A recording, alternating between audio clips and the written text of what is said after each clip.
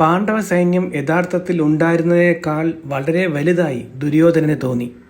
തൻ്റെ എതിരാളികൾ യുദ്ധത്തിൽ ശക്തരാകുന്ന ഇത്രയും സൈനിക ശക്തിയുള്ള യോദ്ധാക്കളുടെ ഒരു സൈന്യത്തെ അണിനിരത്തുമെന്ന് അദ്ദേഹം ഒരിക്കലും പ്രതീക്ഷിച്ചിരുന്നില്ല. ആസന്നമായ മഹാവിപത്തിനെക്കുറിച്ചുള്ള ഭയത്താൽ അദ്ദേഹം പാണ്ഡവപക്ഷത്ത് ഒത്തുകൂടിയ എല്ലാ മഹാരഥന്മാരുടെയും പേരുകൾ എണ്ണാൻ തുടങ്ങി.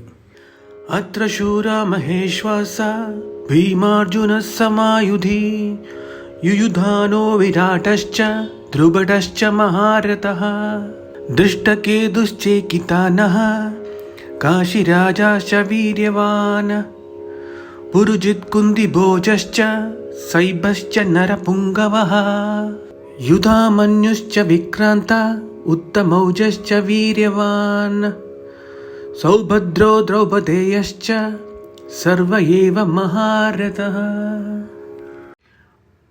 പാണ്ഡവ സൈന്യത്തിൽ ഭീമാർജുന തുല്യരും ശൂരരും വലിയ വില്ലാളികളുമായ യുയുധാനനും വിരാടനും മഹാരഥനുമായ ദ്രുപദനും ദൃഷ്ടകേതുവും ചേകിനാനനും വീര്യവാനായ കാശിരാജാവും പുരുജിത്തും കുന്തിഭോജനും നരശ്രേഷ്ഠനായ ശൈഭ്യനും വിക്രമിയായ യുധാമന്യുവും വീര്യവാനായ ഉത്തമൗജോസും സുഭദ്രാത നയനനായ അഭിമന്യുവും ദ്രൗപദി പുത്രന്മാരുമുണ്ട്.